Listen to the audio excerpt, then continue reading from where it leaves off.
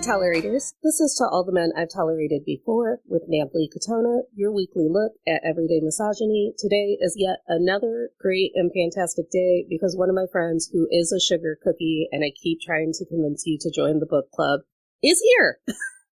Chris DeRosa is one of the hosts of the hysterical podcast, Fixing Famous People. You can catch my episode where I believe the words we used were I had these words scripted out. I was very reasonable and rational about why Chris Pratt is the face of white male misogyny and should be canceled. I was reasonable and rational. Yes. Yes. You are. And so make sure to go listen to that episode and all of the episodes. It's hysterical. Dominic is hysterical. It's my favorite part of my week. He is also a producer for Bravo and has worked with some of my favorite housewives. He is here to talk about how reality TV reflects our internalized need to keep up with the Joneses and having older women on TV, which I think is so exciting about the housewives. I also have a third prong to this that I haven't even prepped you with that I was going to make a surprise. So once we get there, I'll tell you. Okay, awesome. I think I also have a curveball too that I was thinking about in the shower when it comes to the housewives. But before we get ahead of ourselves, why don't you introduce yourself to the tolerators by telling a little bit about your actual background with television and your career? Okay. Hi everyone. I'm Chris. Am I like at an AA meeting? I don't know why I just did that. I started in TV in 2013. It's now going to be 10 years. It's 10 years now, basically. Wow, I didn't even think about that. I moved here before. It's been 10 years. I moved to New York after college. My first job ever was Iron Chef America's final season on Food Network. I mean, to make things very short, I basically went from there to doing a few other Food Network shows. I started as a PA on season 7 of Real Housewives of New York City. I've worked on shows like Beat Bobby Flay, a show on Netflix called Snack vs. Chef. I've worked on, obviously, The Real Housewives of New York City. I've worked on The Real Housewives of New Jersey. I've worked on Summer House. The Big Shot with Bethany on what was then HBO Max. I'm the producer of Bethany's YouTube show. And I've also done, what other shows have I done? Oh, My Unorthodox Life on Netflix. I mean, I've done a lot, but. Ultimate Girls Trip. Seasons 4 and 5. I don't know if everyone caught how many times he said Bethany, but that is my favorite housewife. Is it Bethany. Really? Yes, Bethany has always been my favorite housewife. I think never tell her this. I was really impressionable to strong women when New York housewives were a thing and like in their heyday. And Bethany, you know, she's like that aunt that you go to Christmas every year and you're really like, I want to be on board with everything Aunt Bethany says this year, but I know that there will be at least 2 things that I'm going to have to be like, oh, I tell people you're my favorite aunt. Yeah. That's really funny. That is really funny, but I've always loved her. I love her attitude. One of the things that I have on our outline is what fascinates me about the Real Housewives, and it fascinates me every time we talk about reality TV or anything women are doing in the public eye, is there's a following, there's an audience, there's a fascination. But when you talk to other people about housewives, there's not always a level of just like respecting what these women are allowing you to view in their lives. And I was like, we've seen divorces, job changes, companies being built, the amount of content companies caving in, death, jail time sometimes, and we've seen it all on Housewives. And I would hope that this far into the housewives being a thing, we would stop just talking about them like they are in fact just housewives mooching off of some old guy sitting on a yacht, because I feel like that's been their reputation when they started out. Like, who are these ladies? Well, that was what's funny is, like, in New York, I started in season 7, and for the most part, like, none of them were in relationships. Right. Like, when I was a PA on season 7, like, Bethany was separated from Jason. Ramona and Mario had split up. Luann and the Count were not together, and Luann had broke up with Jacques. Sonia was single. Dorinda had just come on and she was single. Heather was married. Kristen Takeman was married. And Carol was single. Yeah. So it's like, other than two of them, like all of them were single. Whereas now when I work on Real Housewives of New Jersey, like the men are such a huge part of the show. And that took a lot of adjusting where I was like, I don't care about what your husband's schedule is. Like, you know what I mean? And then it was like, oh, I need to actually care about what your husband's schedule is because he's like a huge part of all of your scenes. Yeah, because they're a very family-oriented group of housewives. Yes. But that being said, like a lot of what I started working on Housewives and a lot of reality shows was women that were single, that weren't with a man, that were like trying to figure it all out. I think Andy recently posted on social media the current definition of a housewife, since it technically doesn't have to be a wife anymore and hasn't had to be a wife in a while. No. I think after some just like word jargon where he mumbled on about what a definition could be, he was like, have you looked at a husband before? You're a housewife. Have you met someone's husband? Housewife. Yeah. Wait, that's actually really funny. I did not see that. Have you looked at a husband before? Right. Because like you, I remember those very early days of Orange County and New York and all of them, and how, I mean, when we go back to rewatch them and you're like, oh, this is really the direction they thought that this show was going to go in. And now it's completely like sideswiped and turned when it comes to, I think, at least Orange County. It also was something like they were so young back then. And like, I mean, this is kind of what we like originally were talking about is like a lot of these women are like 60 plus now. Like Ramona's like 66 years old or 67, I believe. And her birthday is by the time this comes out, she might be 68 years old. Like, you know what I mean? Like, that's another, like, Vicky Gunvalson is, like, in her late 60s. And she's never going to stop working. And no, never ever. But, I mean, it's to, like, broaden it just to, like, be making fun of them. But, like, to make it into kind of, like, what your podcast is about. Like, where on scripted TV, where is there a woman that's 60-something years old, other than Grace and Frankie, the best television show to ever exist? Like, where are there women in their 60s and 70s, like, having real, like, agency over their storylines? Agency over their storylines. Also, just, like, getting down and dirty in the dating world. I think that's, as you know, that's my favorite part of the New York Housewives, is that they're always down to party, and they're always down to get, like, some strange, if that's what their mood is that day. And even when Grace and Frankie would have romantic subplots, and I agree, Grace and Frankie is brilliant television, and I have recently told people that the reason I need the writer's strike to end is because I don't like the idea of Jane Fonda in the heat for that long. I'm like, someone get Jane Fonda. Correct. And you know she's going to be out there. Like, she's not going to go inside. Yeah. I was like, get her a bottle of water and an umbrella. She can't just be out there in the oppressive heat. But even when they were very tame storylines, even when they were making vibrators for older women, which was also revolutionary. And they should have done it for that and Just Like That episode where they had vibrators. I was like, where's the Grace and Frankie one?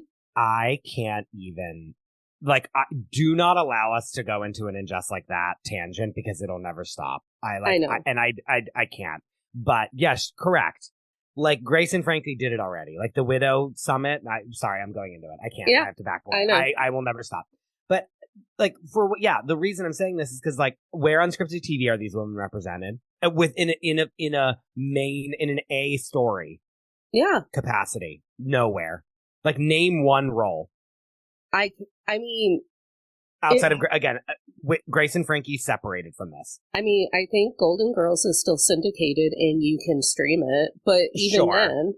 But they were like 50. Mm-hmm. They weren't even, like, they're way older than them now. Yeah. That meme that gets passed around where it's like, this is the cast of New York Housewives and this is what the Golden Girls look like. At that time. Yeah. Yeah. And the thing about it for me is, in my world and in my life, the older women in my family are my favorite people to hang out with because, and it happened to me as soon as I turned 30, I was like, I no longer have one fuck to give about anything that I could be doing or my reputation or what anyone might decide for me. And those were always, that was a big lead from my aunts, my mother, my great aunts, my grandmother, just that like, I'm going to do it my way attitude. And we don't also see a lot of that on television anymore. I just finished like a whole season of Sweet Magnolias. Those women never take charge of their own destiny. I mean, I wish I could comment, but I have not seen it. But like, no, it really is that thing. It's like, think of how many podcasts you listen to. They're like female actors that are like, every role I always get is like me being someone's wife. Like, do you know what I mean? Like, I'm the main character's wife that like rubs lotion on their elbows and like talks to them in the bedroom before they go to bed. And like, that's what the role is. Yeah. Or, and even these women, and that's the thing is like a lot of these women back in the day, like think about it, like Vicky was married to Dawn, like Ramona was married to Mario, like, who else? Not Gretchen. Tamara was married to Simon. Like, they all had these people that were, like, the men in their lives, and they were like, I need to get out from under you. I need to, like, go be my own person, and, like, I'm actually the one that's, like, running the whole ship. Why are you the person that looks like they're the head of the household? And the thing about that point is, I think that's what housewives get the most made fun of about, when it's like, oh, I can't believe she's starting a skin line. I'm like, well, she wants to start a skin line because... To leave her husband. To leave her husband. Yes. And it might not even be that she's actively leaving her husband, but in the back of her mind, she probably thinks, oh, I need my own money. I will one day have to leave him, probably. Yeah. Well, and how many, think about it. If you're 50 something now, when you got married at like 21, that was 30 years ago, you weren't thinking, like, no one was telling you to have your own money. Mm-mm. They were saying, like, make sure that your relationship is good so that you can, like, continue to have money. Yeah. Do you know what I mean? And so it's like a lot of it's things that like 30-year-old women are doing now that like these women at 60 are like finally realizing they need to do, which I think is compelling. It is compelling. And because you've entered my life as a very good friend, I have and Scandival, I have re-immersed myself in Bravo. A lot of my day is spent listening to Bravo just as I walk around my house. And to look at it as a 35-year-old woman who has a podcast about misogyny, who desperately wants women to be able to stick up for themselves and for the Barbie movie to be made real, I'm like, oh, they were doing it the entire time, and we all laughed at them and called them shrewd. Well, and like, yeah, now the person that will be the critic of this will say, well, all they do is fight, and that's what the show is, and that like brings, feminism back 900 million years. And to them, I say, this is my third prong / curveball, as you put it. The Real Housewives and many other reality television shows is conflict resolution porn. We make people confront their problems. Mm-hmm. Ones that people walking around every day wish that they could do. They wish they could say, my sister-in-law is a fucking cunt. Am I allowed to swear on this podcast? Yes, always. My sister-in-law is a fucking cunt, and I wish that I could tell her to her face. Yeah. And tell her why.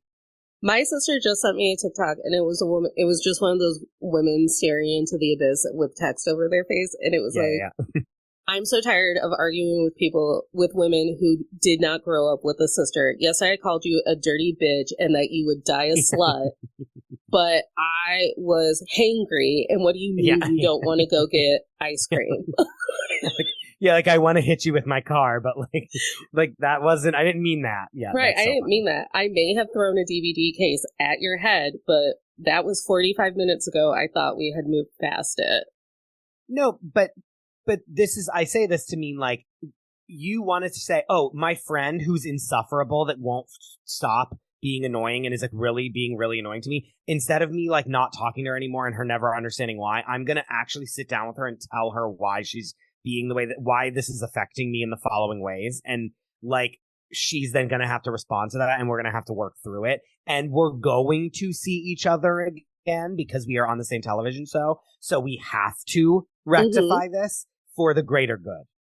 Well, and I think the opposite end of that conversation is important too, because we need models of people to be like, I feel like you're being insufferable. or not taking my allergies into consideration when you make the cheese plate or any of it. Yes. And then we also get to watch the other person on the other side of that struggle with it, and then eventually receive feedback. Yeah. And I don't know how many friends you've given feedback to, but I can tell you that ghosting is usually less emotional labor for me because people aren't, I mean, myself included, people aren't good at receiving feedback. Oh, correct. And it's because they don't get it often. Mm-hmm. And it's because we've been told it's just nicer to make nice. Like, if you're going to spend this time with your friend, why ruin it by being like, oh, this happened to me when I was in high school, of all places. We used to go to Six Flags a lot because what else are you going to do? And yeah.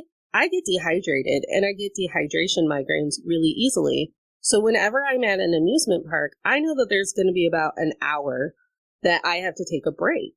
Well, have you ever been on vacation with people who need the entire group to do the exact same thing every moment of the vacation?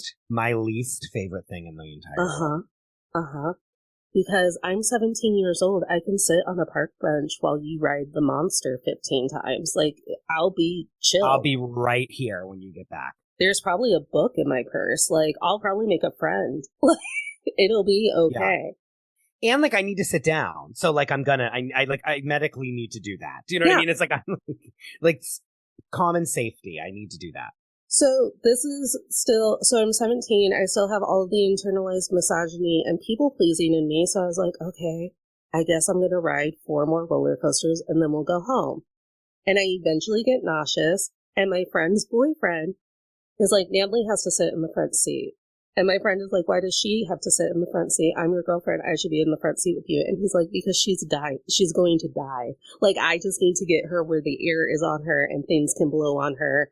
And you've literally tried to murder your friend today. She did not receive that well. He's like, she told you 15 times, like, I'm going to get nauseous. I am going to pass out. I am going to get dehydrated. And my friend at the time, in her head, it was all about, well, I planned, and this happens on the Housewives too. I planned something so nice for us. Yeah, and love it. You want to be nauseous.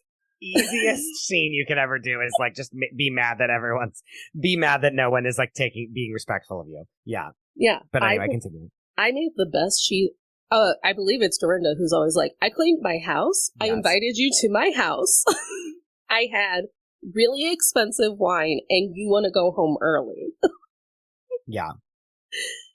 And I think it's so important to watch women do that. The Queer Ultimatum, those first few episodes before everyone got really toxic and angry at one another, when they would just have disagreements in their own partnership, and I'd be like, well, you know, I just remember a couple of weeks ago you were feeling like this, and everything was really even-keeled and okay. I was like, is this what communication could be like?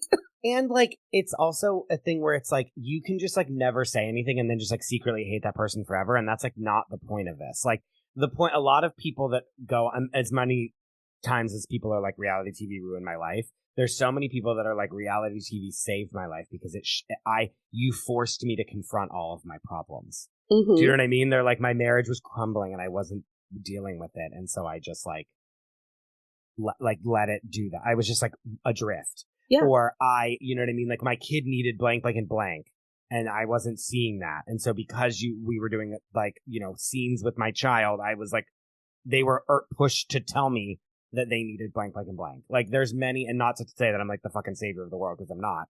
But, like, it is a thing where you are pushed to confront the problems that you have in your life. Well, because you also, and I think this is where every bachelor relationship falls apart, you also at some point sit down with your family and loved ones and watch the season that you took part of. And then talk about it afterwards. Like, you basically have therapy. Right. And so many people have sat on a final rose and said, so I thought that the edit would just be me and Ken and our love story, and the world would get to watch him fall in love with me every week. And yet I had to watch that bastard make out with 4 women at once in a hot tub. And then but here's the thing with that. It drives me. Oh, sorry, you were saying something, and I completely. But then also have to explain that to grandma, like to be like, "There's Ken." It's The Bachelor drives me up a wall because it's like every person that goes on it acts like they had no idea what they were getting themselves into, and there's been 30 some seasons of the show, so like you have zero excuse to think why, like you have no reason to believe like, oh, I didn't think they were going to edit me this way, or what like I don't understand. And not that like there isn't like stuff happening. Let's never forget like all the like weird lawsuits that happened a couple years ago, but like let me not, you know what I mean? Like Unreal was based on something. Oh yeah, and we know that I could have watched Unreal until the day I died. 17 seasons of it. I'm furious that that's why, because it's like we were the two viewers of the show. We were like, the two viewers. There was no one else watched it other than us, but like would watch it would still be watching it right now. But like that being said, it's like yes, but like do your research. Come correct. And that's what happens when you have 22-year-olds or 19-year-olds on a reality show, is that you have deer in headlights. Guess what you don't have whenever you have a 57-year-old woman coming on TV for the first time? Not someone that's a deer in headlights. Well, did a housewife just come out and say, because she got deemed for something or saying something but acting another way towards a lady during the season or whatever, and she goes, I hope you all... Well, and Sheena's currently going through this with the new season of Vanderpump Rules being filmed because she's been photographed with Sandoval a couple of times, and she's like, I hope you know that this is my job. They pay me to show up where he is. Well, that's the thing that's so funny, and I've told you this so many times. I'm like, I don't know where the show goes from here, because if Tom Sandoval isn't a part of the show, like, there's no story. Right. Unless... Like, as much as I know he's like the reviled like villain of the world, but like he is the only reason the show has another season. Do you know what I mean? Like if not for that, what are they talking about? Nothing. And reality TV superfan Annie Seek, who has been on the show numerous times to talk about whatever we want to talk about, reality TV, Scandival being one, we mapped out the whole next season. I was like, they will make Schwartz and probably try to bully Sheena into being friends with Sandoval again, because someone will have to speak to him. It's not like that one weird season where no one spoke to Brock, but no one really had their heart set on seeing Brock on TV, so they could kind of just have him in the background of a scene and be like, oh yeah, Sheena's still married to him. Good for her. Yeah. It's sorry, we're getting off course now though, but I don't know. And like, yes, are there moments that are bad? Yes. Yes, are there moments where it's cringeworthy? Yes. Yes, are there things where it's like, oh, that's very like low blow, or like that's, you know what I mean? Does it get dirty? Yes. However, they at least have a platform to exist on. Guess what? You know, and up until this Golden Bachelor, like, why do you think they're having the Golden Bachelor? Because Housewives are 60 years old. Yeah. And they all should have been a contestant. And I'm mad that not one of them is. I know. I don't think, I know. It's like, that's upsetting. But again, what other role do you have that is like a three-dimensional character other than Grace and Frankie that are like women of a certain age? And the reason that the whole thing is called Housewives is because of Desperate Housewives, which, remember, we like fucking ate up like it was a Sunday dinner. You know what I mean? But like that was one show. That was one show that happened like that. And then which became the biggest show on television, by the way. So you'd think that they would try to make more like it, but instead it was like, that was the one fluke show that they had, and then never to be heard from ever again. And I think when it comes to, well, that was cringe, or that was a misstep, or she was rude, I was like, yeah, it's reality TV. There are days I say something and I'm like, ooh, that was cringy.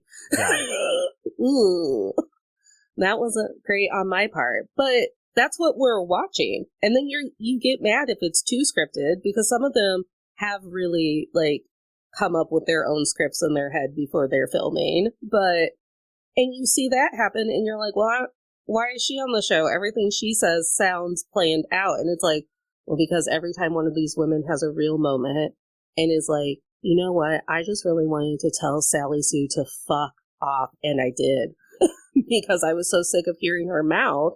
Then you're also mad at her because she's a bully. Yeah.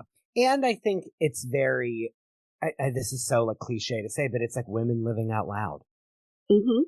Like, it's not a woman, like, like, it really is a thing of, like, it's not a woman that's, like, in polite society that's, like, you know, like, just not going to say anything and not going to do this and not going to do that. No, they're women that are, like, letting their emotions be known and making sure that they're not just, like, letting everyone, you know what I mean, being, like, the gatekeeper of everyone's, like, pain and, like, being like, I'm going to keep everything together so that everyone else can be. No, they want to, like, be able to say, like, no, what you did was really wrong and it really hurt me and I can't believe you did that. Yeah. And not just, like, rolling over because they're a woman of a certain age in America. And because I am from such a big family on my mom's side of the family, we also had to go through episodes like that where at a wedding, someone told you that you looked like a motherfucking pimp at the wedding. And then that guy told you that it's a good thing he wasn't pimping your wife because then he'd fucking starve because she's so ugly. And then oh my God. Wait, is that story. real? True story. So I'm dead. True. That's also, Housewives. That's ready for Housewives. I know.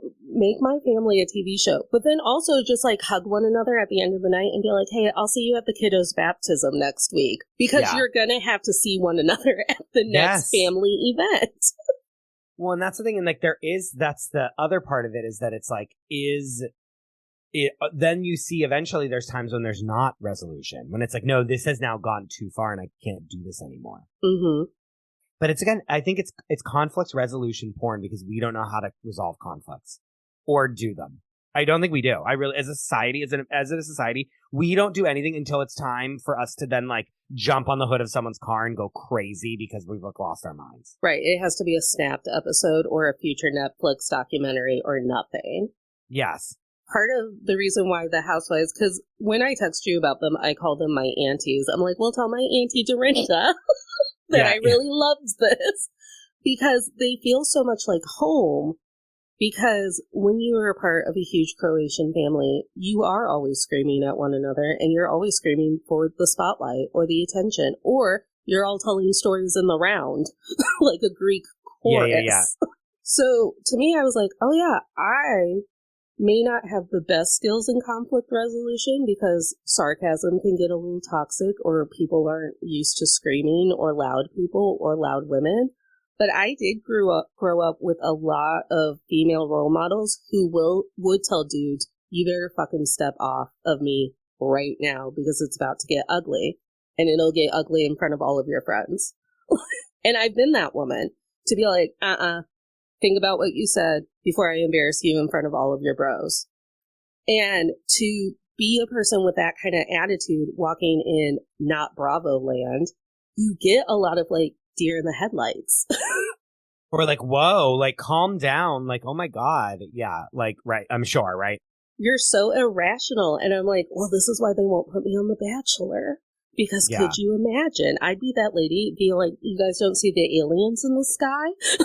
Yeah. And the Housewives do give us, I love what you said about their women living out loud because so much we get the messaging of, well, just conceal, don't feel. Like, yeah. Write it in your diary when you get home and scream into a pillow.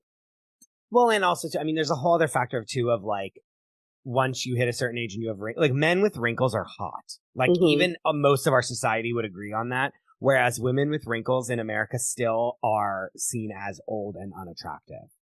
And I'll tell you, and I've told you that this is the most iconic thing about the New York Housewives, is they would film into 3 o'clock, 4 o'clock in the morning, clean-faced, in some sort of nighty mismatched pajama situation.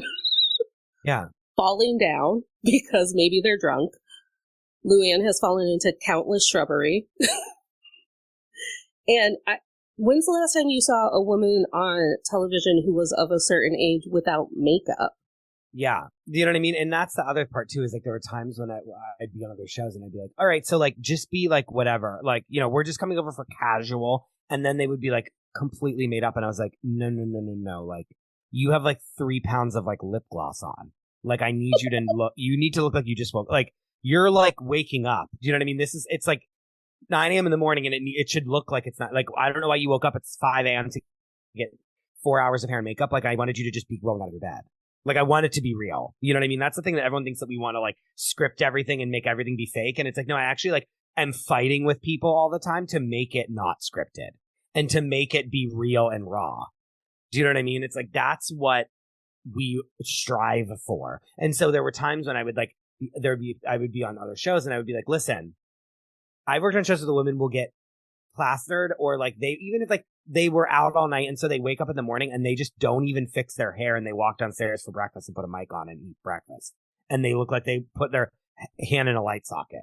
Do you know what I mean? And like that, but that's what they would do if they were on vacation. So that's what it looks like. And their head is pressed against the glass patio. Like, yeah. Yes.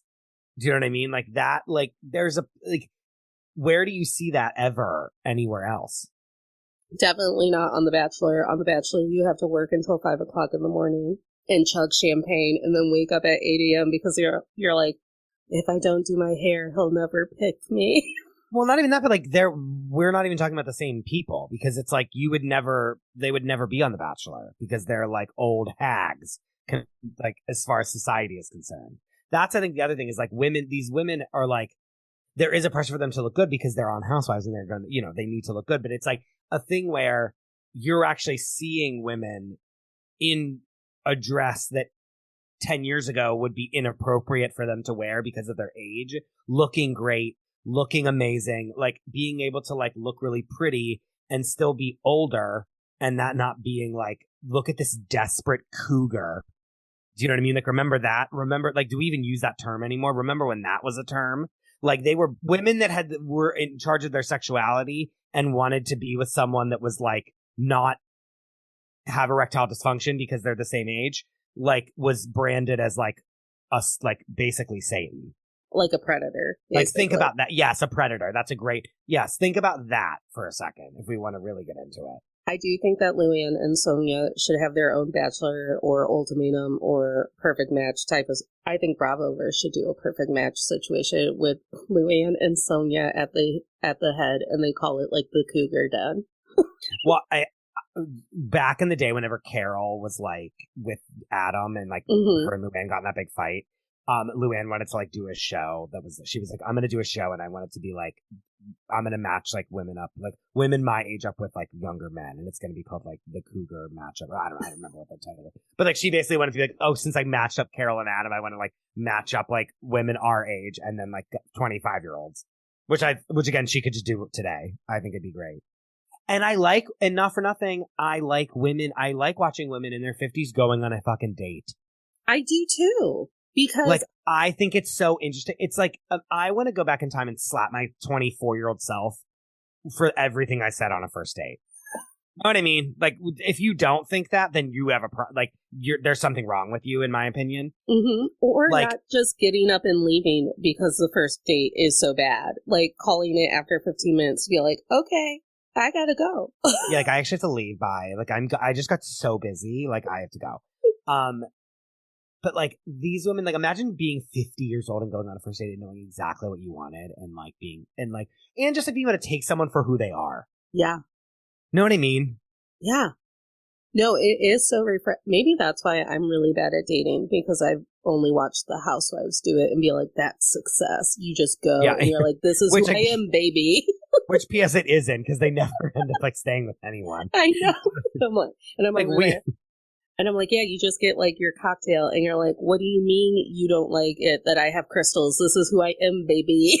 Yeah. And then you like are like, I can't believe you didn't call me back. And there's multiple things like to get into kind of like the wish fulfillment of it all. Sorry, am I like steering this and you're like, no, yeah. And to get into like the wish fulfillment of it all. I mean, the other thing that what else do we want to say about like their age before we go into like keeping up with the Joneses? I think we're pretty good on the age, so let's go ahead and move into the wish fulfillment, because there is a big capitalism part of that, because it just sinks into everything. So we do watch the Housewives get to go on all of these trips and buy and have someone go into their closet and try on their very nice pantsuit, and then people not go, "What? That was a huge deal. Don't do that." Like, yeah. Do not just put on other people's clothes. The wish fulfillment of it is also interesting, because there's like, I think that's something that's really interesting about the wish fulfillment is that, and again, I am very rational when it comes to things like capitalism and the economy and the idea that money is real.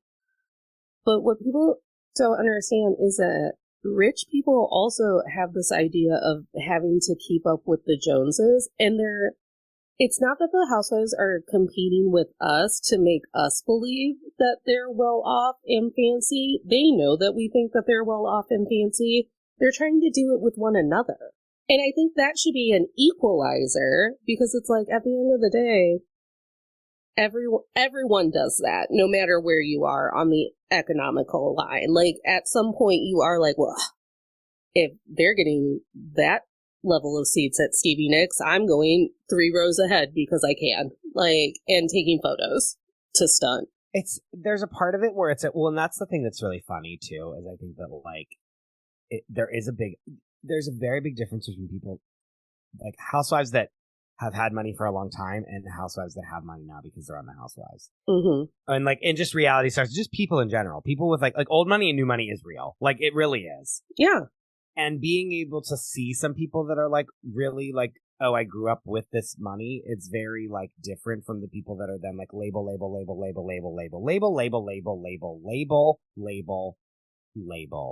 Mm-hmm. And it's very, I remember what I wanted to say. And it's very interesting because so many people that like a lot of the older women that I've worked with on reality television, you'll be going through their closets and they're like, oh, here's this Poochie dress that I have from like you weren't even alive yet when I bought this. And I'm like, this is stunning and beautiful. And they're like, yeah, it's just whatever. You know what I mean? And you're like, that you can't buy. Do you know what I mean? To be like, I've owned this my whole life and it's like vintage and real, and like you've never, you know what I mean? Like you've never, like you couldn't buy this today if you tried.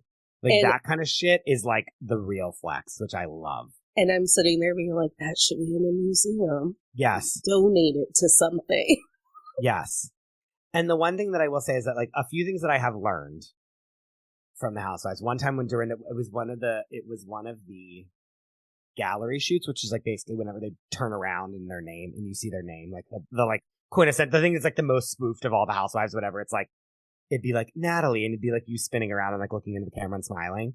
We were doing those shoots and it's like a green screen and there's like a lot of like hair and makeup and the dresses need to be approved. And it's like, it is like more intense of just like an interview where we're just like, wear whatever. And like, we like this. Okay. And so we were doing that and someone walked in and I think it was Dorinda, if I remember this correctly. Dorinda walked in and they went and like someone was like, oh my God, Dorinda, this is so beautiful. Like, look at this jewelry. And she's like, oh yeah, this is like my old, like I actually brought out like my real diamonds, like, ha ha ha. And then they were like, oh my God, like I would kill to like have this. And Dorinda looked at the person and was like, we all go to bed naked. Like, you know what I mean? And she just like, it like kind of like, yes, it's all great. And yes, this is beautiful. But like a thing where it's like, this doesn't make me any better than you because I can afford diamonds or not. Do you know what I mean? Like it all comes out or something. I think it was, we all go to bed naked. Do you know what I mean? It was like, yes, it's all closed and yes, I have the money to do this, but like, I'm still a person just like you are a person. And like, well, and oh my gosh, I do love Dorinda. Like, that makes me all warm and gooey and being like, see, I knew Dorinda had a good soul. But it also does make me think of a recent New York scene because there are people who really do care about the status of it all. Yes. And that never loves to come out more than when they have to pick rooms in the Airbnb for the trip. And P.S., if you're worried about status and that kind of thing, it's because you don't have any. Mm-hmm. So all I could think about is that Carol and Bethany came up with we'll draft. We're all going to pick a number, and number one gets to pick first, number two and it's the ultimate equalizer. We're taking out all of the bullshit. And they all agree to do it. And then the moment that someone gets number 7, they're like, fuck this. I'm going to get the worst room with no view, with no staff in sight, and I need my sleepy time tea. And guess what? Like, the rooms, like, we work them to the bone. Like, that's the thing that's so funny is, like, the room, like, they're never in their rooms. I know. And, like, but, like, it is the thing where it's like, how are we going to pick the rooms? Like, that's always a question. Like, we always discuss it. Like, how do you pick the rooms? Like, it's always like, a thing that like, because it needs to be clean. Like, it can't be like we assigned them rooms. Like, do you know what I mean? It needs to be. And it could be 6 hours of the trip, because some of them will argue that point to ad nauseum. And it happens every year on Summer House, too. They rent the same goddamn house, and they're like, I want the top floor room now. Well, in their show, I feel like they live in those rooms so much more. And they're there for, like, weeks. Mm-hmm. So I think that's, like, way more. But, like, there is this thing of keeping up with the Joneses, but then there is something where, like, I don't know. And I've been doing this in my own personal wardrobe, is like not chasing the trends anymore. Like knowing I've always had like whether it has changed or not, I feel that I've always had a very strong conviction when it comes to my own personal style. Like when I like something, I like it. And when I don't, I don't. And I know what I like and I know what I don't like. But really trying to go from being like, I need to have like a new thing, or I need to be able to like taking tags off something, or I need to be like, everyone's wearing this, so I need to be wearing this. I've like so rejected that and like divorced it completely, and have just started wearing what I want to wear. I love that. And that like will always keep you from having to like be keeping up with the Joneses, because like one time I was working in an office in Brooklyn, and I was working on shows, and one of the editors was like, I was like getting my lunch out of like the fridge or something. I don't know. I was like in the kitchen for some reason. Back when we all worked in offices. And like literally that like far off away fever dream that we don't do anymore. I remember an editor coming up to me and she was like, I just need to tell you that you have like such a unique personal style. And like, I've never seen anyone dress the way that you do. And like, it's just very interesting. And like, I really like it. And I was like, it's the nicest thing anyone has ever said to me. You know what I mean? I was like floored and was like, I don't need to like work anymore today. Like, bye, I'm leaving. Like, this is like amazing. Like, I'm so much better than every single person here because this person just said this to me. But like, that being said, it was like one of those things where I was like, oh, this is like that feels great, versus being like, I spent $2,000 on this outfit. Like, can't you tell by the fact that it says Burberry all over it? Like, or that there's Fendi F's upside down and forward, like everywhere. You know what I mean? Yes. No, because if I could live every day in a costume that reflected what I was doing that day, I love themed outfits. So this being the summer of like Eras Tour outfits and the Barbie movie outfits and us getting to just like dress up in real time, I'm like, I've been doing this for years and people have been making fun of me. And now women are stopping me on the streets to be like, you look just like Barbie. You look fucking perfect. And I'm like, I'm going to put it in my calendar, and Google's going to remind me once a year that I'm better than everybody.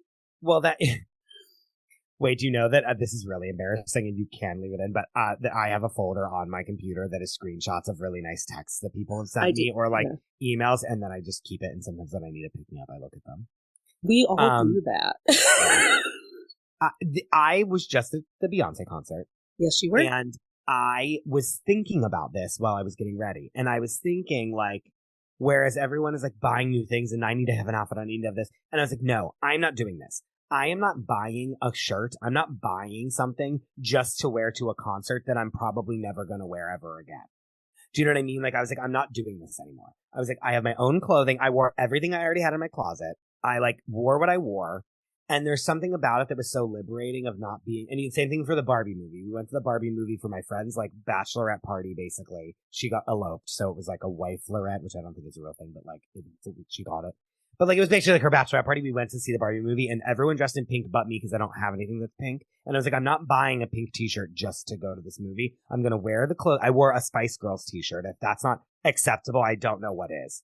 But like, I wore everything I already owned and was like, this is my version of what I'm wearing to Barbie. So like, everyone can fuck off. And I'm not going to like wear the new, like, I'm not buying something from Shein or like fucking like whatever the fuck else, ASOS or like all the, you know what I mean? I'm not buying like a piece of clothing that will light on fire in 0.5 seconds if I look at a flame to like wear one time to the Barbie movie and then throw in the garbage. I'm not doing it. And I was the first person to tell you, but you're cosplaying as Ken. You already look like a Ken in the movie. Yes. You will be so surprised. Yes. But you did dress up for the movie. didn't think you were.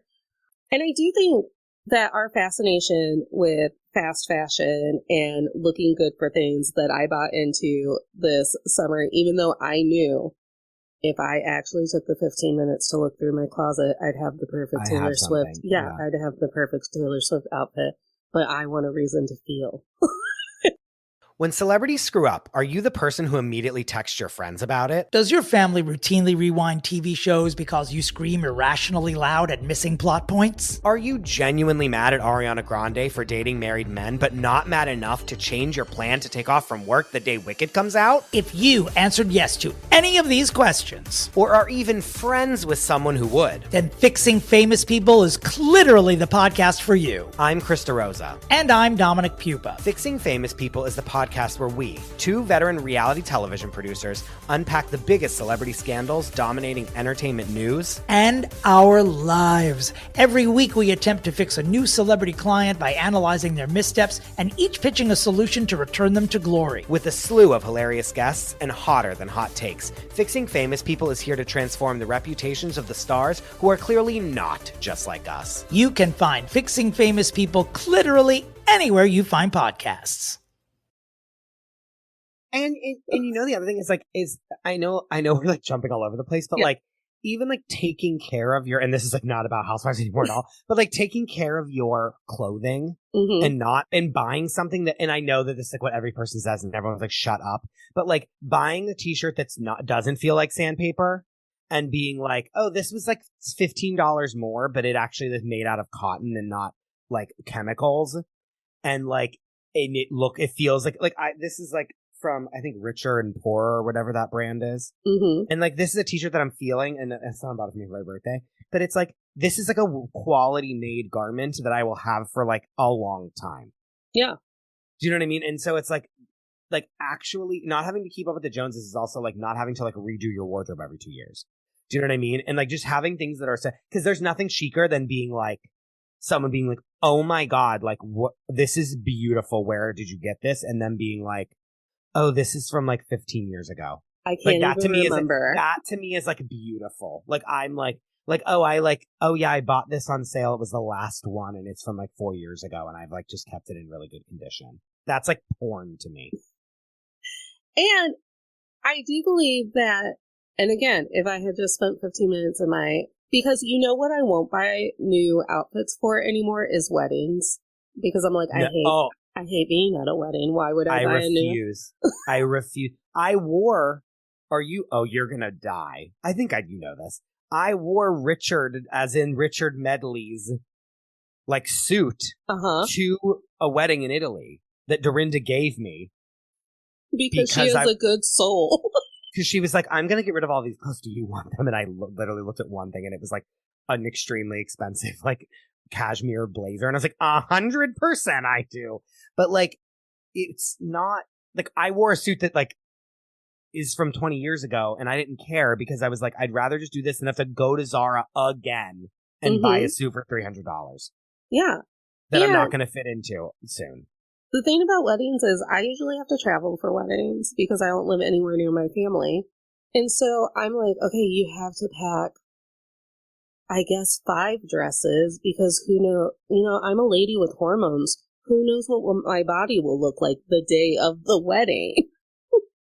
Also, I can't afford to just buy 5 ready-made wedding attire dresses every time one of my cousins finds someone to marry them. And I'm like, okay, but I need 6 because... And guess what? There's nothing wrong with like restyling something and it being like, you know what I mean? Wear like a shawl over it. Have a little like something, like have like not a cardigan, but like, you know what I mean? Yeah.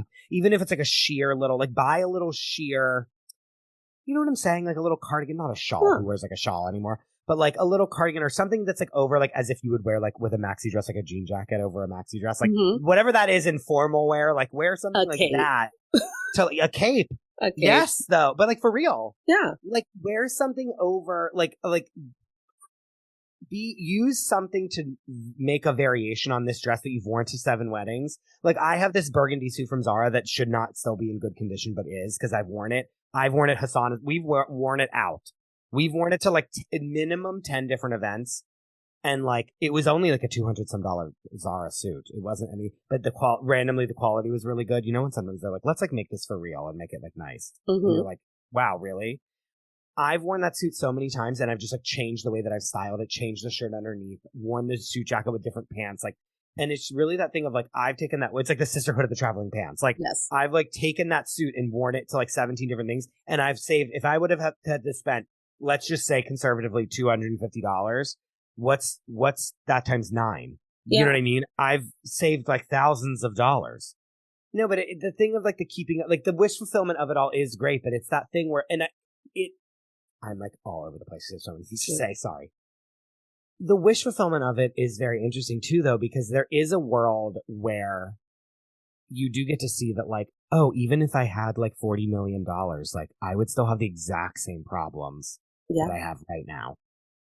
Well, Alrinthia and I talked about that for the writer's strike episode, where it's like people just assume that because I am TV adjacent, I'm like living some very like fancy, paid to the hill. Yeah, paid to the hill. All of my student debt is gone. I'm eating caviar every night, and I don't know if it's just like my little spicy neurodivergent in my brain, but when I was watching Housewives or when I was watching The Bachelor, my head did tell me you're not the girl that gets to be on The Bachelor, because I was overweight and I was loud.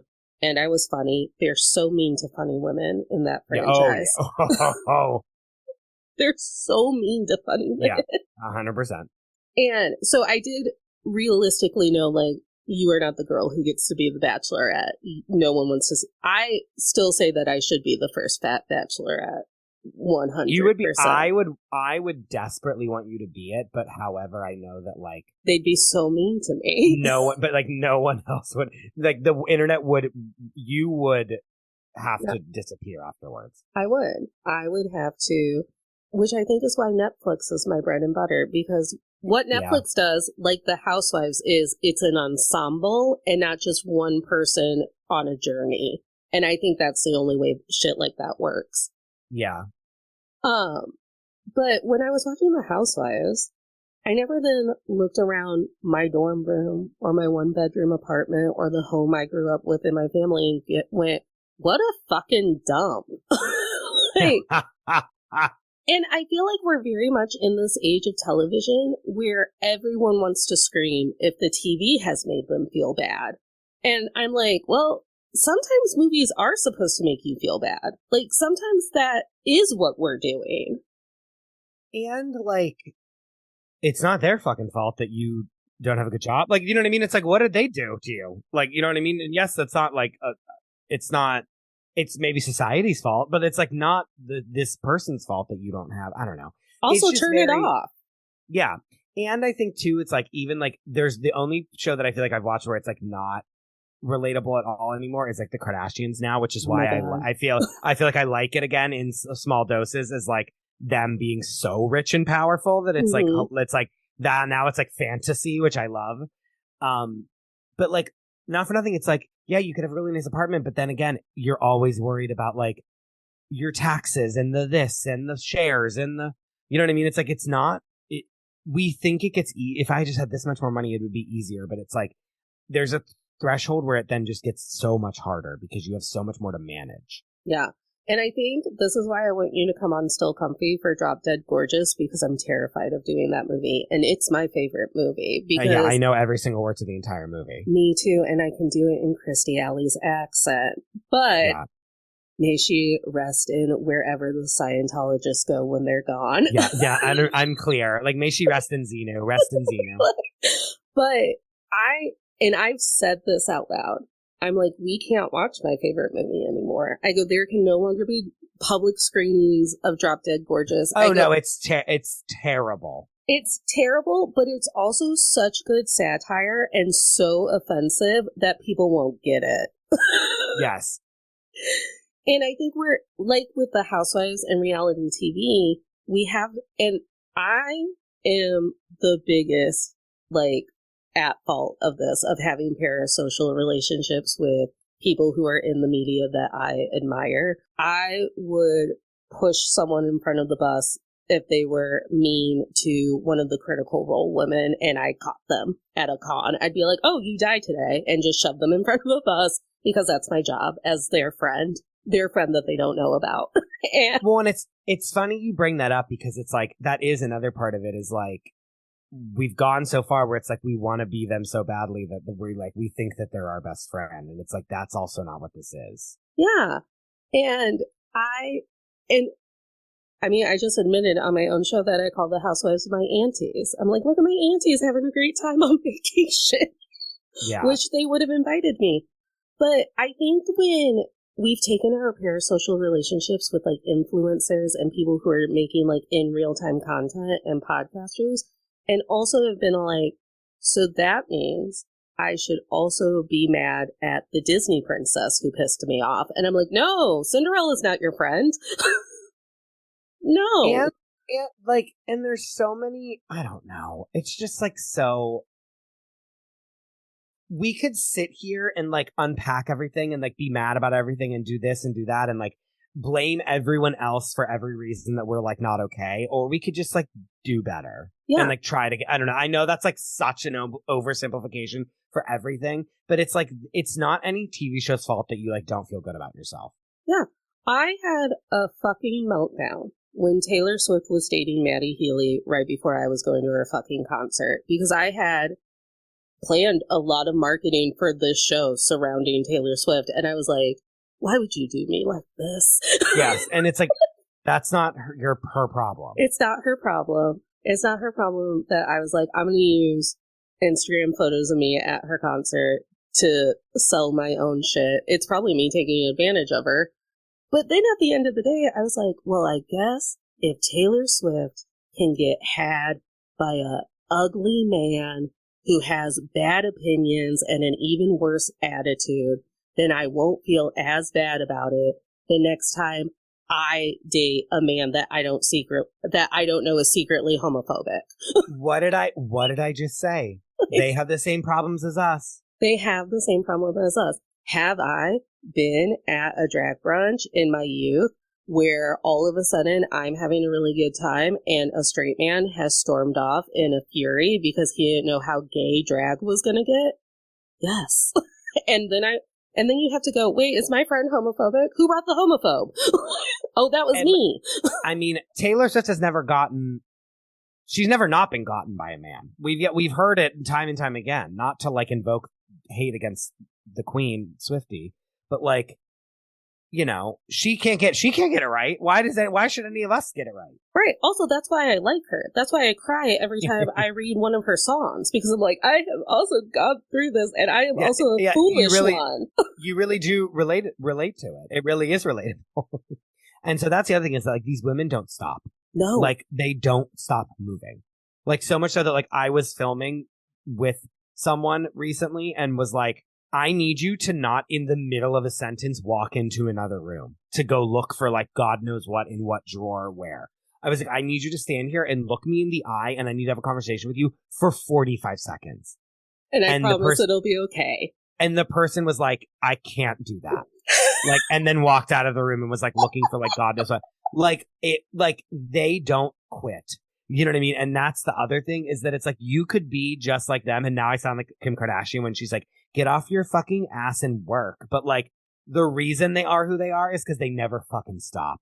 Yeah. And they're relentless and they know it. And I told you that my favorite part of the Ultimate Girls Trip promo was when Vicky started screaming that she could be working and everyone was wasting her time. And I was like, Vicky, you're on vacation. Yeah. I could be working. I could be at work. I love to work. I love to work. I could have been working. And I was like, you've been saying that for 30 years. Retire. Yeah, she'll never retire. No, I know. Because what would she drop dead. What would she? But that's like, and not for nothing. Like, props to a woman that is bonded to her job. Mm-hmm. That isn't seen as like a mom, just like a mom and a housewife, but is like, when you think of Vicky, what do you think of other than whooping it up? You think of Kodo Insurance. Yeah.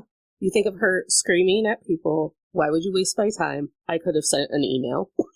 Yeah, like I think of like when I think of her, other than whooping it up and like the actual things that I've like actually really like I filmed with her, so I know I have spoken to her. But like when I think of her as like a TV person, I think of her whooping it up at Andales, and then I think of her at Kodo Insurance, like typing on that keyboard like all those years ago. Yeah, and when I think of Luann, I think of just be cool, don't be not cool. I was in the room for that, you know that. Oh my, no, I don't. I was there for that. And I think of Luann was so secure in herself and the brand that she had built that she left a fucking title behind. She was a countess and she's like, fuck your ass, I'll divorce you. Is Kate Middleton ever going to do that? Oh, no. Hell no. Is Meghan Markle ever going to do that? No. Oh, no, allegedly it's like... I know, they're on the rocks. I mean, we're in the time machine, right? Like, this is like, gotta come out in a million years. Yes, so it's gonna come out. Yeah, they're on the rocks. Whatever. But... I'm trying to think of what else, like, is there anything else I want to say about this kind of stuff? Honestly, I'm really mad that you and I don't just have friendly phone calls once a week. Yeah. We're both so busy, but like, what if we just were like, do you have 15 minutes? Yeah. And there's like, and I don't want to be like the person that comes on and is like defending reality TV and that it's like amazing and nothing is bad about it. Like there's many people that are like, that have been very affected by it. And there are shows, The Bachelor, that have not needing to, but have wielded power against people and really done harm. Yeah. I agree that exists. Mm-hmm. So I don't want people to think that I'm like defending my, you know what I mean? In every industry, there's bad things and good things. I think that we need to remember that this is a television show. Yeah. I think, well, number one, like you can go I always say it like this. I was like, every action that you put out into the world has the opportunity to do harm. It just depends on who catches it and how they're affected by it. So to expect people to be in the limelight or people to be public figures or people to be musicians, Oscar winners, whatever, to never do a lick of harm, why would you want that expectation on you? I was a teacher. I did harm and I was a good teacher. Yeah. And I watched bad teachers do a lot of harm and then went to the proper authorities to be like, hi, here's a video on my phone. I just thought maybe you'd like to look at it and then tell me to mind my business. Like, it's, I think the other thing too is like, it's meant for entertainment, but also too, like a lot of the women go through things and these women will write to them. Like so many housewives have been like, oh, I talked about my, infertility. Like, yeah. I don't want to say the word journey. I can't do a journey about anything anymore. I hate it. My struggles with infertility.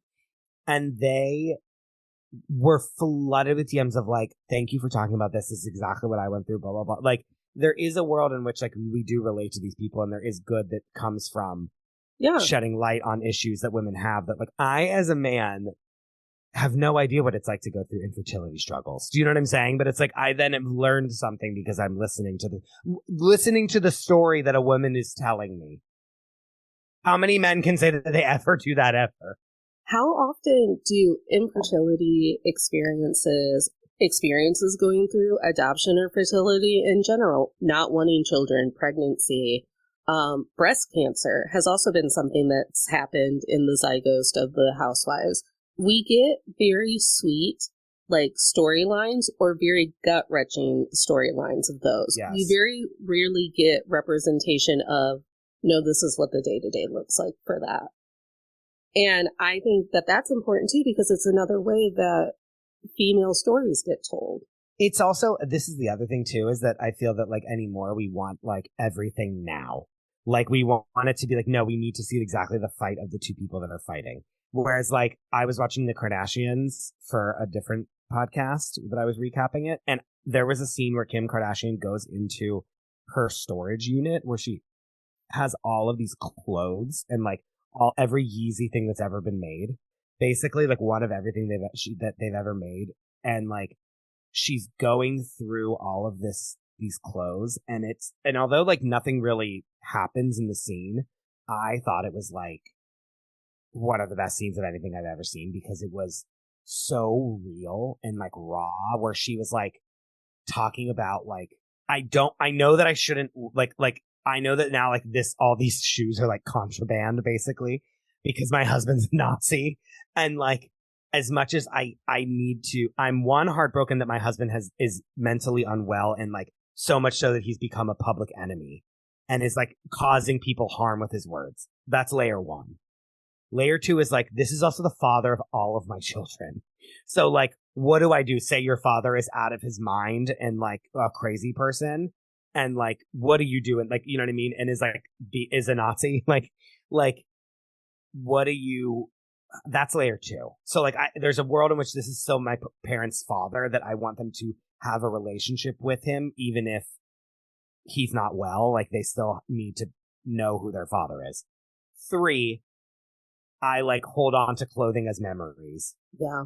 You know what I mean? And it's like all of my memories are like different business things that I did, or like clothing items. But like just her going through this storage unit again, nothing happens, like mundane every day. Like, I have so much stuff. What do I do with it? But the emotional stakes of the scene were out of control. So much so that I was like, this is so, I've been thinking about it since. Well, because if you've gone through some sort of layer of trauma, like him is currently going through with Kanye, you know how re-traumatizing that is for you. To sit there and be like, well, I guess I'm going to touch all of the shit that he ever gave me, designed for me, all of it, because I've avoided it for so long. And then, I know I've been talking about Taylor Swift all summer, but when I went feral during All Too Well, while I was watching her live, and sang to it, and then yelled in a bunch of people's videos who did not know that they were sitting next to me, fuck Jake Gyllenhaal, just because the spirit moved me. Like, I thought about it, and I told this to my friend Elizabeth. I go, All Too Well isn't about the breakup. I go, it's about all of the gaslighting that happened in their relationship. I go, that's why she keeps saying, I was there. I remember it all too well. I go, because he's probably told her a lot of bullshit that he did or said did not happen. And she was like, oh. And I was like, and I know that because no one's been gaslit more than me, except for maybe Taylor Swift. And so I cry almost every time I hear that song. So to sit in a storage unit with all of my gaslighter stuff and be like, what am I allowed to keep? What should be in my home? As she's going through the racks, she just like pulls out like this gray hoodie, and it's the gray hoodie that he's wearing in the album cover of College Dropout, and it says College Dropout, and you're just like, it's just like, it hits you like a ton of bricks. Do you know what I mean? Like, because you're just like, holy fuck. Like, it's I don't know, but like being able to watch that person go through that on TV has made me like be more intellectual as a human being. Do you know what I mean? It's like I've thought about like, oh, I wonder what that would feel. Because like, when will any of us ever be able to say that? Like, oh yeah, I know what it's like whenever like my very famous husband is mentally unwell and turns into a Nazi. Like, none of us will be able to say that. That like everyone, that is a household name. You know what I mean? By his first name only. Do you know what I mean? Like, none of us will ever be able to say that. So it's like, there is a world in which it is completely unrelatable, and yet it's like, this is still a woman's experience, and it's like absolutely heartbreaking. Yeah. And I think when you're looking at physical things like a sweatshirt that says College Dropout that we all know. So it's like, that's part of Kanye's history. That's part of Kim's history. That's part of my fucking history. Part of our history, yes. Yeah. It's part of American history, truly. Yeah. There are still songs that I have a really hard time skipping when they come up on my Spotify DJ. And I'm like, please don't make me skip it. Let me pretend I'm too far from my phone. Like, Chris, I think we should actually move into the lasting moments of the podcast, so I don't keep you here, because I know eventually you will have other things to do. I also could talk about, like, this is like everything I ever want to talk about, so if we don't stop, like, we'll just stay on this. You'll make a 3-hour podcast, and then you'll be like, why the fuck did I do this? Because I love spending time with you, even if it's over a video. On to All the Men I've Tolerated Before, we talk about a lot of heavy things like keeping up with the Joneses and women's place in TV and ageism. So we like to end on a positive note. by offering the audience like a little life experience lesson that you may have gotten from our conversation or watching Kim Kardashian in her storage unit or producing the Housewives. And then we like to take that lesson and then throw out some positivity even further with a manifestation and a hope that we wish for something to happen at some point. We just like to speak aloud our manifestations. So, what have you learned by producing The Housewives and being involved in TV that focuses on older women? You know what's something? Okay, this is kind of in the vein of like keeping up with the Joneses / Kardashians. Is that yes, does everyone want to have a huge house, and do they want to have like do they want to have Bluestone Manor? Do they want to have a Hamptons house like Ramona?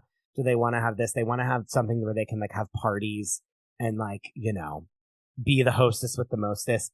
You can live in an efficiency apartment and you can still throw a great party.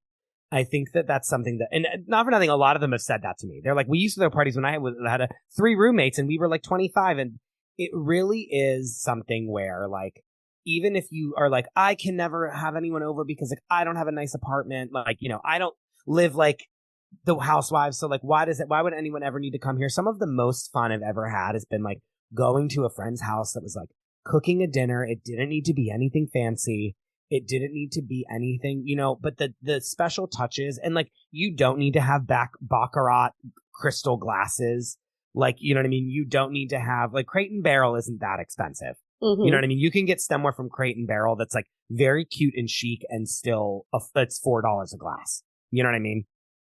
I think that's something that is very like, you don't need to spend a lot of money. And you don't also need to go to Home Goods and buy like ugly ass shit. I think so much of the stuff at Home Goods is, I know that like everyone's turning the podcast off now, but like so much of the stuff at Home Goods is like, think so ugly and so like kitschy and like not in a cute way. Why are you insulting my glass pumpkin? No, but collection?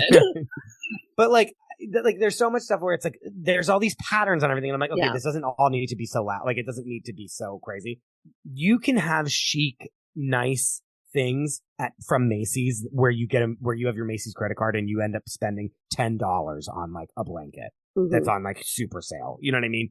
Like you can hunt for bargains, and like just because you don't have an Instagram house that's like all white with like shag rugs and like ugly ass shit like that they all think is so cute. Like you can have your own personal style and make that apparent. And like, even with clothing, like you don't need to spend $1 bajillion, but you can buy one thing that was maybe $50 that is out of your price range, that's made well, that you wear all the time, and you can just switch up the way that you wear it, and it looks great. Like you don't need to spend all this money and keep up with the Joneses in that way whenever you are thoughtful about the way that you do things. Like your bedding doesn't need to be $8 million, but it can be cute and not just like whatever the fuck's at Home Goods that's ugly as shit. Do you know what I mean? And it's like 9,000 patterns together that they're like trying to make you buy. Does that make sense? Yeah, and you can still enjoy the thing, like the cutest Barbie bracelets that I made for me and my sister. The beads are from the dollar store. I just impulsively, and now I'm pissed because I don't think that they have them anymore. It's like I would have bought all of them. And you don't need to. I think that was something. It was definitely something that they've told me a million times. Is like the women. It was like it's all about the presentation of what you have. Mm-hmm. Like, you know what I mean? It's like, it doesn't matter if your house is the nicest house or not nicest house. If it's cute and it's cozy and it's warm and it looks inviting, and that doesn't need to be an Hermes blanket. It can be again, a Home Goods blanket that you take really good care of. Mm-hmm. You know what I mean? It can be like a thrifted coffee table that's old wood and like looks really cute, and you just make sure you clean it once a week. Yeah. Like you don't need to have expensive things to have like beautiful things. Yeah, I think my lesson whenever we talk about capitalism and money and the power it wields in the show is I like to just remind people that, like, now that money truly isn't all that physical anymore, in my head it's made up. So... Well, it is. I mean, I'll come back any day you want to just talk about, like, the fact that, like, what are stocks other than just, like, make-believe nothing? Like, it's just nothing. It's just monopoly. Yeah. Like, it's insane that our entire economy hinges on just like a made up system that has nothing to do with anything. Right. They tell us that there's no money, and I'm like, just put more zeros into the internet. I don't know. Yeah. No, I'll come back in a second. And I just droned on about like 9 million things, but it really is that thing of like, you also can achieve what you want to achieve and make things look cute or look nice, and you don't have to actually work that hard. You just have to like know where you're getting your stuff. Yeah. What do you hope in the future for either the Housewives, yourself, misogyny, the collective in general? I hope that, well, for myself, I hope that you guys come and listen to my podcast called Fixing Famous People. How dare I do that? But I was going to let you Natalie plug. Now, Natalie has been a guest. I know, but it's just like, what do I hope for myself? But like, that is what I hope. It's very funny. We have a lot of fun. Natalie's been a guest. She'll be a guest again. And please come listen. It's really great. I hope for women, I think that a lot of like women's issues are just that. It's labeled as women's issues. And so men, for the most part, don't ever feel that they need to be involved with them. And that's in itself like a disservice. And so there is such a thing where like, I like that fact that even though I don't watch it a lot myself, I like the fact that Summer House does exist, because it's like a Bravo show that then is like a pipeline that and Below Deck as well, where like everyone's boyfriend is watching that with their girlfriends, and then they eventually get sucked into Housewives, and then men are listening about women with fibroids, or like women that like wanted to be blank, blank, and blank, but then they couldn't. You know what I mean? Like, that does exist because of shows like that. Mm-hmm. And I hope that we can start to talk about women's issues and it not be labeled as like something for women that men don't need to be involved in. Yeah. And wouldn't that be great for everything? For LGBTQ issues, yes, for correct. people of Same color thing. issues, trans issues. What if they were all just issues? Yeah. Like, yeah. First off, my first manifestation is that Chris and I work together on hundreds of projects. Yes, please. When you ran into someone that you admire at the Beyonce concert, and you were like, I can't believe this happened to me. And I was like, if Chris and I got into the same room with our luck and our talent and our charm, we would run countries. Yeah. We would take also, over. I talk to you every day. Every day. Isn't like, no, but you know what I mean? It's like that. I met someone. I was like, oh my God, I've been like listening to you for years. This is so great. You and I talk every single day. So it's like, well, I don't know what you're like. If only we could be in a room. We'll be in a room together very soon. Don't you worry about that. I know. And actually, when this airs, we probably already will have done that. Maybe. Yeah. And I think my second manifestation that deals with the episode is I just hope that the world gets kinder to older women in general. Like, period. Every day is Margot Robbie looking at a really old lady on a bench and going, you're beautiful. And that lady going, fucking duh. Yeah. That's all because I'm getting older. And while I welcome my shrew and hag years every day, every day, I'm getting closer and closer to when people will believe that I am in fact a crone on the inside. I cannot wait. I will take myself to the woods after you and I work on 200 projects. And then you'll be like, yeah, where's your great partner, Natalie? In the woods. That's where I am starting to really be like, all right, I need to like be on a diet and like eat healthier, and I need to exercise more, and I need to like notice how shiny my skin is because I've been throwing every product I've ever owned like on it. No, I exfoliated today and then put the heaviest lotion I own on every surface of my body. Like as if I was like being lubed up to like get like dunked into a cannon. Do you know what I mean? Like I was like, Chris is gonna log on and I'm gonna look insane. like that you're melting. Like and I'm just gonna slide off of my chair. Like slide off. No, meanwhile, same. Like we're like both just sliding right off our chairs. Yeah. But yeah, I just hope that the world gets a little bit easier on older women because, my God, they're not only our future, they're our present. Yeah. They know a lot of shit. And it's like when, I mean, I know we're like done, but like, it's like, when have you watched ever in your life, like a woman over 50, like have sexual desires on a scripted television show ever? Exactly. Or, a woman in her 50s or her 40s just be like, You know, now that I think about it and I take God and my parents out of the equation, maybe I'm queer. Like, and that's like, it's just so refreshing to know that whatever year of your life that you're in, you're allowed to make that year what you want it to be and what your identity is going to be that year. And the Housewives do a lot of revamping of themselves, and that's refreshing. Yeah. For better or for worse. For better or for worse. If it's not for better, it's at least for entertaining. For entertainment, yes. Yeah. Correct. Wow. What a way to end it. What a way to end it. Chris, make sure to tell everyone, again, how fun I was on what your favorite episode of Fixing Famous People is and why it's my episode.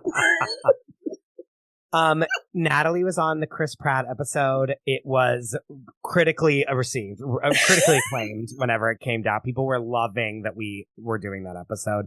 The podcast is called Fixing Famous People. You can find it anywhere you find podcasts. You guys can find me at the Krista Rosa. And tolerators, you know the deal. First off, we're going to thank Chris for being here. I almost forgot to do that because I'm like, we're just hanging out.